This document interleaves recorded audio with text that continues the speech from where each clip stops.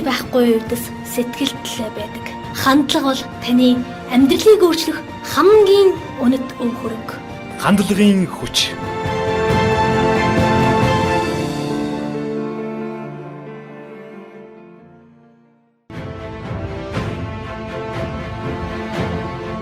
За хандлагын хүч нэвтрүүлэг одоо хилцүүлгийнхээ 2 дахь дугаарыг оюутан залуучууд сонсогчдоо хүргэх гэж байна. За хилцүүлгээ бид бол одоо цоврал дугаараар оюутнуудынхаа дунд өрнүүлж байгаа. Энэ удаад нөхөрлөл, андын нөхөрлөл, үерхэл нөхөрлийн үнцэн гэсэн сэдвийг бид сонгож авсан. За ингээд хилцүүлэгт бизнесийн удирдлага хүмүүнлэгийн сургуулийн багш, сэтгэл зүйч, магистр Цэлмэг багш маань оролцож байгаа. За мөн тус сургуулийн багш, сэтгэл судлалын ухааны доктор, дэд профессор Нямаа багш маань оролцож байгаа. За ингээд та бүхэнд энэ өдрийн мэндийг хүргээд хилцүүлгээ хэдүүлээ эхлүүлье. За одоо ингээд нөхөрлийн талаар нэг асуулт асуух гэж байгаа маа багшаас. Миний ингээд хоёр найз байдаг. Нэг нь болохоор ингээд айгу дуу цөөтэй, нэг нь болохоор айгу яриа. Тэр хоёр ингээд хоорондоо найзалдаг. Тэгсэн хэрнээ дуу цөөтэйгөө арай жоохон хөдөлгөөнтэй нь болохоор ингээд бариад идэх санагддаг. Ингээд муу үлгэр дүрэл өгдөг. Тэгээ би ингээд нэг өдөр асуусан байхгүй юу? Чи яагаад ингээд чамд буруу үлгэр дүрэл өгж яхад чи ингээд найзлаад яваад байгаа юм бэ гэсэн. Үгүйгүй мэдхгүй би зүгээр л энэ хүний хажууд байх туртай гэдэг ч байгаа. Нөгөөт нь болохоор зүгээр л төвшөөсөн байдалтай тий. Энэ одоо миний зүгээр найз биш зүгээр нэг тийм хамт зүгээр цагийг өнгөрөөх тиймэрхүү байдалтай байдаг. Багш яагаад ингээд хамт байд юм бол иймэрхүү хүмүүс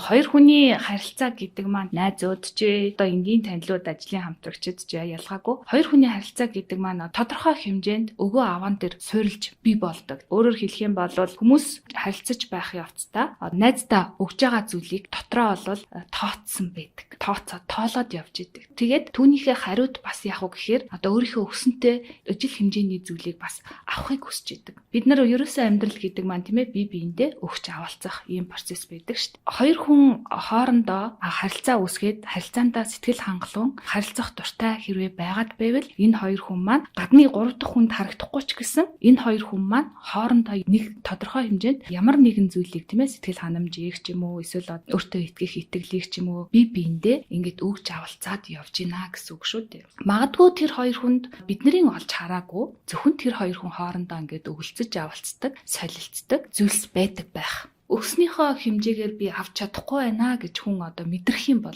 тэгж бодох албагүй тийм ээ ухамсартайгаар бодох албагүй. Гэхдээ дотроо тийм мэдрэмжийг авах юм бол тэр харилцаанд сэтгэл ханамжгүй болж эхэлнэ. Гомдож эхэлнэ. Гомдол нь одоо магадгүй жижигхэн гомдлууд ингээд жижигээр цугларч явж байгаад сүүлдээ бол нэлээд том хэмжээд хүрээд цөхөрдөг тийм ээ эсвэл одоо харилцаанаас татгалздаг болдог ч юм уу. Ийм асуудлууд үүсч болно. Гэтэл бас гомдоод цөхрөөд одоо юу гэдэг харилцаанаас сэтгэл ханамж авахгүй байгаа боловч тэр харилцаанаас гарч чадахгүй хүн байж магадгүй тийм ээ. Би саяны төгсмагийн яг бол тэгж ойлголоо. Гарч чадахгүй хүн байгаа байж бас магадгүй. Энэ тохиолдолд зөвлөгөө авах хэрэгтэй тийм ээ. Ойр дотныхоо хүмүүсээс ээжээсээ зөвлөгөө авч болно. Бас 3 дахь найзтайгаа хэрвээ ганцаараа тэр хүнтэй ярилцах зориг дутаад өөртөө итгэлгүй байвал бас нэг найзыгаа хамруулж агаад тийм ээ одоо зөвлөгөө авах маягаар ингэж гурлаа ярилцаж болно. Илэн даалангүй ярилцах тэгээд одоо юунд сэтгэл ханамжгүй байгаагаа хэлэх гэхдээ ууралж бол хэлж болохгүй. Тайван байдлаар ингээ хоорондоо ярилцах илэн даалангүй байх бол зөрчлийг шийдэх арга хамгийн зөв арга болох бах та.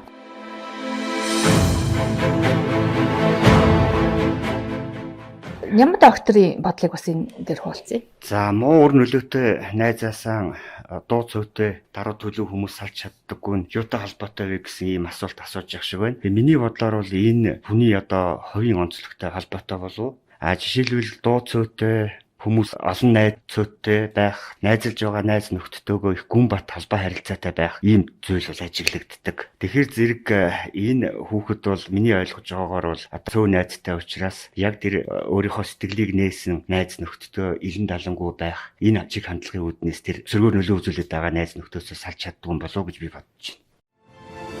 Хандлага амьдралыг үзэх үзлийг өөрчилнө. Хандлага хүнийг харьцааг өөрчилнө. Хандлага амьдралын сорил шалгууртай нүүр тулах аргыг бас өөрчилнө. Хандлагаа өөрчилж өөртөө өнгө нэмэх бодлынхон талд зогсоорой. Хандлагын хүч нэвтрүүлэг.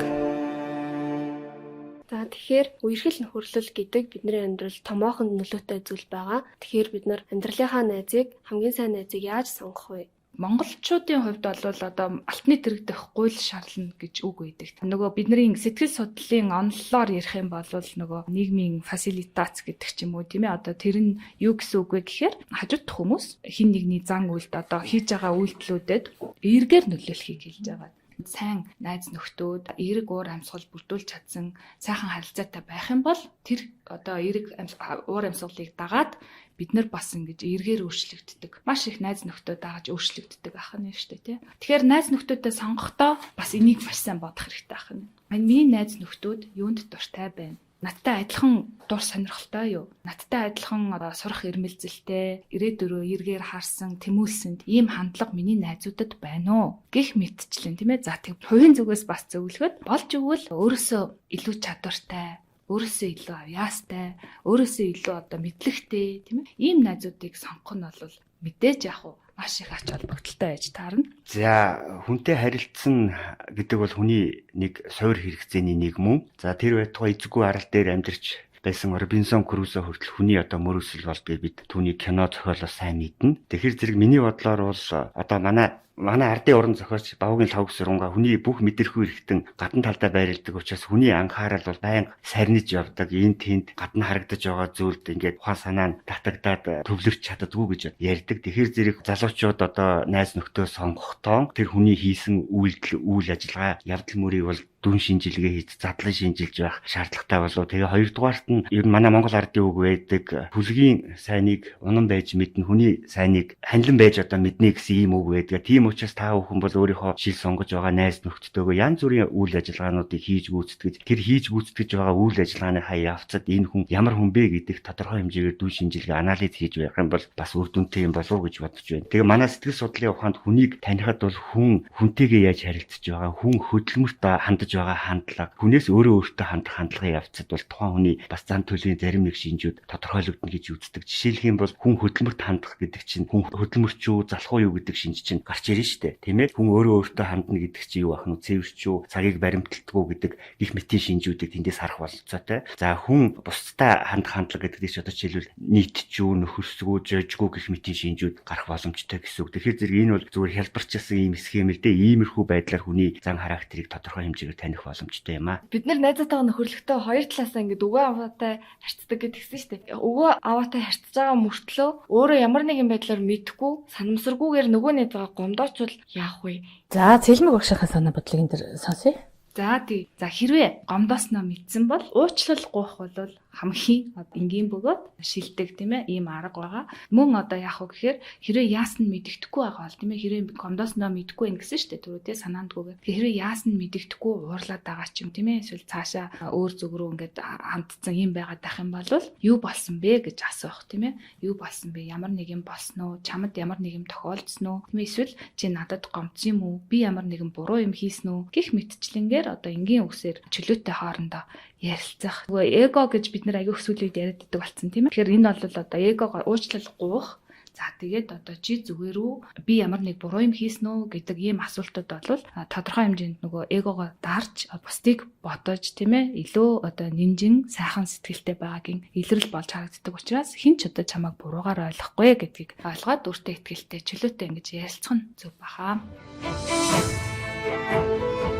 Хүн ер нь ингээ өөр ертөнцийн хүн ингээ сонгож найзалтай болоо гэж би боддог. Тэгээд надад багшаа ингээ ийм хоёр найз байдаг байхгүй айгуусаа. Нэг нь болохоор зүгээр л байдаг. Ээжээ таалагддаг төрөл ингээл энгийн охин. Нөгөөт нь болохоор жоохон шивээстэй. Тэгээ өсмөсөө жоохон буздаг. Тийм мэдээж ээж намайг шивээстэй охинтой найзлахыг зөвшөөрдөггүй. Чамд муу урлаг дүрэл болно. Тэгтээ би тэр охиныг үнэхээр сайхан сэтгэлтэй мэддэг. Зөв өөрийнхөө бүрдүүлсэн имиж нь л тийм болохоос ээжээ таалагддаг. Тэгээ би яг тэр найзтайгаа уулзахын тулд нөгөө нэг яг нормалны байдаг найзтайгаа би тэр найзтайгаа уулзлаа гэж хэлэхээр ээж тэр найзтайгаа олж гар гэд. Тэгээ би ээж тэгж худлаа хэлээд нөгөө нэг найзтайгаа уулздаг. Ийм тохиолдлыг яах вэ? Ээжтэй юу гэж хэлвэл зүгээр бол ярилцуул яадаг бол. Зарим нэг одоо эцэг эхчүүд үр хүүхдтэй хяналт тавих ийм явдал бол байна. Миний бодлоор бол энэ эцэг эхчүүд хүүхдийнхээ хөгжлийг арай гүйцээгүй, хүүхдийнхээ хөгжлийн төвшөнд одоо арай хүртэцтгэж чадахгүй гэхүүдээ тиймэрхүү зүйлийн илэрл юм бол өөрөөр хэлбэл тэр хүүхэд одоо тэр шивээстэй найзтай найзлахад ерөөсөө надад одоо аюулгүй ч гэдэг юм уу тийм ээ, тийм ойлголттой байна. Гэтэл ээж аав нь ийм шивээстэй хүүхдэд чи үерхэж нөхөрлөж болохгүй, энэ ч одоо бараг дуруу замаар одоо явж байгаа хүүхэд юм биш үү гэсэн ийм болгоомжлол бол байна л да. Тэгэхээр зэрэг энэ дээр бол манай эцэг эхчүүдийн боловсрал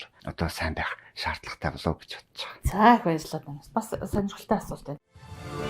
Хандлагыг бүрдүүлэгч хамгийн том хүчин зүйл бол зан чанар. Ганцхан үгээр хүний амьдрал өөрчлөгдөх хэрэг. Одоогийн амьдрал чинь таны өдийг хүртэлх хандлагын нийлбэр юм. Хандлагын хүч нэвтрүүлэг.